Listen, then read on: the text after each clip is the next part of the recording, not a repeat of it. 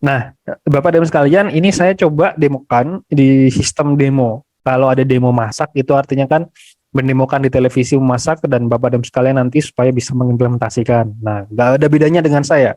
Saya istilahnya mendemokan di dapurnya saya, nanti Bapak dan sekalian mengikuti langkah-langkah yang telah kami sampaikan sebagaimana demo ini di akun SIM PKB-nya Bapak masing-masing, Bapak Ibu masing-masing. Gitu ya. Nah, Bapak dan sekalian, ini contohnya saya adalah kepala sekolah angkatan satu maupun angkatan kedua, gitu ya. Pasti menunya muncul beberapa menu ini, gitu ya. Ada menu daftar pengawas guru dan pengawas ini yang dipakai untuk kajuan PKP dulu, gitu ya. Kemudian dua menu ini bisa diabaikan. Ini dulu di angkatan satu muncul menu ini untuk mengisi follow up atau evaluasi kinerja dari fasilitatornya di angkatan satu dulu, ya. Angkatan kedua nggak diterapkan lagi, sehingga kalau misalkan ini Bapak dan sekalian klik, sudah ada informasinya bahwasanya menu ini sudah tidak diterapkan. Nah, Bapak dan sekalian, kepala sekolah angkatan satu dan juga angkatan kedua, tanpa bermaksud mengkerdilkan angkatan ketiga gitu ya, tapi kami jelaskan ini khusus untuk angkatan satu dan juga angkatan kedua karena memang modulnya ini tersedia untuk dua angkatan itu. Laporan PMO bisa diakses pada menu ini. Laporan PMO silakan diklik saja, maka nanti tampilannya akan seperti ini. Tampilan di atasnya menjelaskan nama sekolah Bapak dan Ibu sekalian, kelompok masuk dalam kelompok apa. Ya, jadi tadi kami jelaskan bahwasanya pendampingan itu ada kelompoknya, gitu ya. Dan ada namanya, nama kelompoknya apa? Nah, itu yang menentukan BGP masing-masing, gitu ya.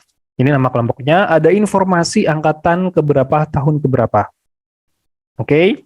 Kemudian ada filter untuk melihat periodenya. Jadi periodenya tadi selama setahun kan dibagi menjadi dua semester, di mana setiap semesternya itu ada 3 periode, gitu ya. Agustus, September, Oktober, November, Desember, Januari, Februari, Maret, dan seterusnya, gitu ya. Nah, pada periode Agustus, Bapak dan Ibu sekalian, nanti otomatis akan muncul periode Agustus, gitu ya. Kemudian Bapak dan Ibu sekalian nanti akan diminta untuk mengisi dua bagian. Yang pertama adalah bagian laporan pelaksanaan dan yang kedua adalah laporan tindak lanjut. Laporan pelaksanaan itu maksudnya Bapak dan Ibu sekalian, tata cara mengisinya, klik aja lengkapi laporan. Diminta untuk tanggal PMO-nya kapan dilakukan. Ya, tanggal PMO-nya di sekolah masing-masing kapan dilakukan. Misalkan tanggal 15 kemarin, anggap aja seperti itu. Jumlah yang ikut atau hadir dalam kegiatan PMO itu berapa orang, misalkan, anggap saja seperti ini. Kemudian Bapak dan Ibu sekalian akan diminta untuk menuliskan hasil refleksi pembelajaran dan karakter berbasis peserta didik. Jadi Bapak dan Ibu sekalian, tadi sudah disampaikan gitu ya, sebelum PMO itu dilakukan, harusnya kepala sekolah itu telah melakukan refleksi atau memimpin refleksi terkait dengan uh, pembelajaran dan karakter berbasis peserta didik. Misalkan bagaimana nanti dia outputnya itu diharapkan adalah data-data, misalkan berapa jumlah kasus perundungan di tahun ini, gitu ya. Itu kan suatu masalah, direfleksikan. Ternyata hasilnya adalah 10 kasus. Kendalanya apa? Itu ditemukan semuanya. Itu adalah refleksi pembelajaran berbasis peserta didik. Salah satunya contohnya misalkan seperti itu. Kemudian iklim pembelajaran di sekolah itu bagaimana sih? Kita kekurangan apa? Sarana prasarannya apa yang kurang memadai dan seterusnya. Itu ada jumlah-jumlahnya gitu. Nah, itu diharapkan dilakukan oleh Bapak dan sekalian sebelum PMO itu dilakukan. Jadi ada pra PMO dan juga PMO. Nah, pra PMO, ketika pra PMO itu sudah dilakukan, ya sudah melakukan refleksi, itu dituliskan hasil refleksinya apa. Misalkan hasil pembahasan iklim pembelajaran di sekolah kami kurang memadai karena jumlah kelas atau jumlah sarananya masih ada sekian atau sekian dan seterusnya, misalkan seperti itu. Nah, itu kan hasil refleksi. Kemudian akar masalah dari refleksi itu apa? Misalkan ini kan refleksinya tadi terkait dengan iklim pembelajaran. Misalkan sarannya kurang memadai, ya anggap aja seperti itu. Akar masalahnya apa? Mungkin karena bantuannya belum turun. Bantuannya belum turun itu karena apa? Oh, karena ada aturan kebijakan terkait dengan kebijakan ini. Nah, misalkan seperti itu. Berarti kan ada masalah. Berarti ada perubahan kebijakan misalkan yang menyebabkan menjelaskan sarana tidak bisa dibeli atau apa. Seperti itu. Ini dideskripsikan secara lengkap.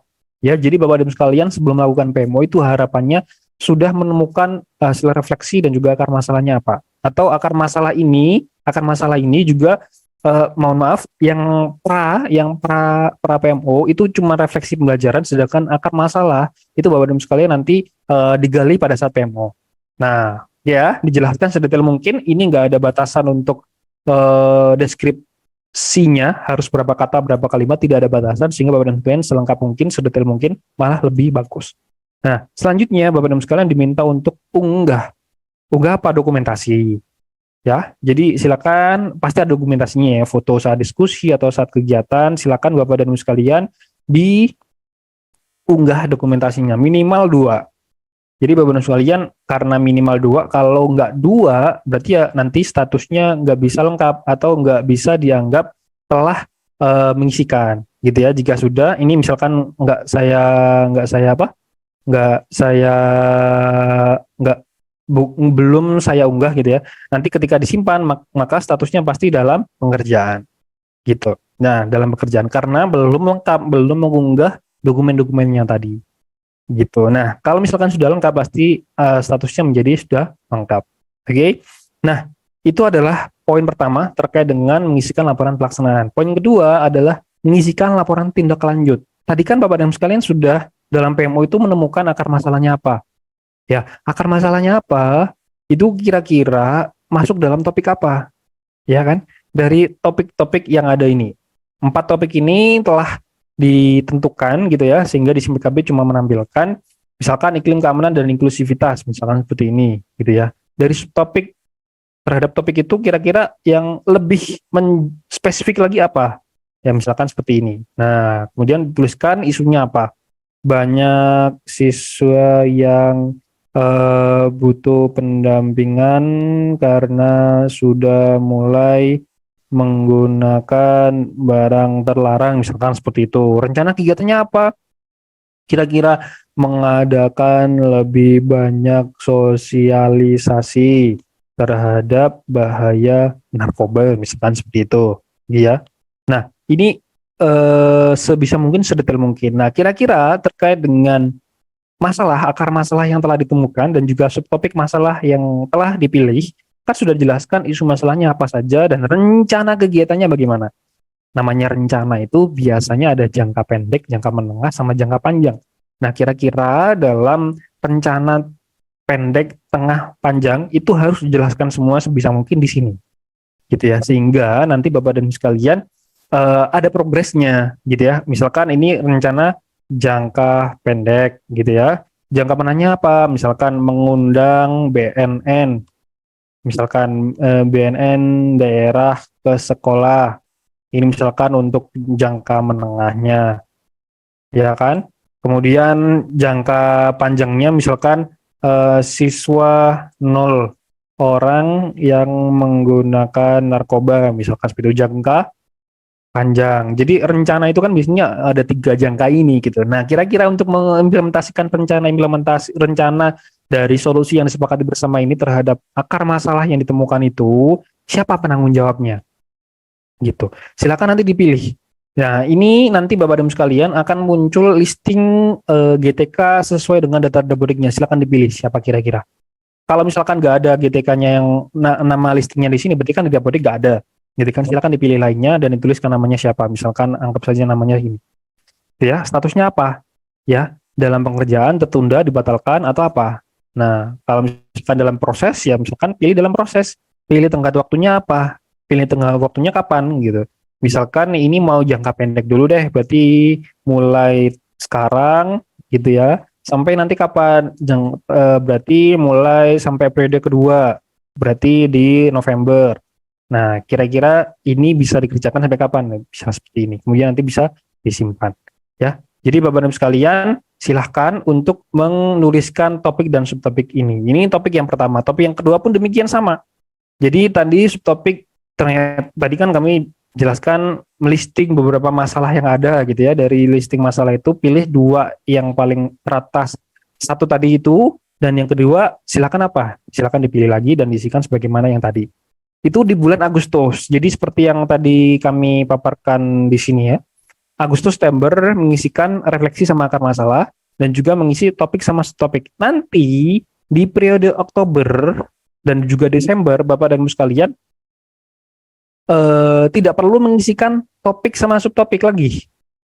Ya, subtopik sama subtopik nanti akan bisa dilihat, akan bisa dirubah statusnya. Ini nggak bisa dirubah karena memang sekarang kan belum masuk bulan Oktober gitu ya, sehingga belum bisa. Nanti kalau sudah masuk bulan Oktober gitu, sehingga menunya akan muncul lagi dan bisa untuk dirubah statusnya. Tadi kan statusnya masih dalam proses gitu ya. Ternyata sudah dikerjakan nih proses implementasinya gitu kan. Kita sudah mengundang BNN, berarti kan sudah sampai menengah. Ya nanti silakan dipindahkan statusnya yang ini tadi menjadi status apa? Dalam proses atau selesai. Misalkan sudah mengundang BNN gitu ya. Tadi kan rencananya soalnya mengundang BNN, misalkan seperti itu. Dan sudah terundang, kegiatannya sudah dilakukan. Berarti statusnya menjadi selesai. Kalau misalkan tertunda, nah berarti ya pilih tertunda. Berarti kan belum selesai gitu kan. Kalau misalkan dibatalkan, berarti rencananya yang di Agustus, rencananya dibatalkan. Nah, berarti ya dipilih dibatalkan dan seterusnya. Gitu. Jadi Bapak dan Ibu sekalian, tata cara mengisi laporan PMO-nya seperti itu. Dan ini, bagaimana tadi yang kami wanti-wanti gitu ya, ditutupnya pada tanggal 10 di bulan berikutnya. Namun khusus Agustus ditutup pada tanggal 20 di bulan berikutnya. Itu ya, Bapak dan sekalian. Itu saja. Jadi yang kami sampaikan demo sistem atau terkait dengan laporan PMO di Kepala Sekolah Angkatan 1, Angkatan 2, kurang lebih itu.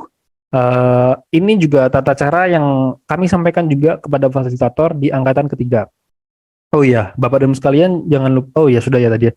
Bapak dan Ibu sekalian, bedanya antara di fasilitator dan juga di kepala sekolah, kalau di kepala sekolah itu tadi kan mengunggah dokumentasi, ya kan? Dokumentasi pada saat kegiatan PMO. Nanti di fasilitator untuk mengisikan laporan PMO terhadap sekolah dampingannya di angkatan ketiga, nanti fasilitator akan mengisikan input link daringnya, nggak perlu untuk unggah dokumentasinya. Gitu. Perbedaannya cuma itu saja. Cuman modul tampilannya ya sama seperti ini.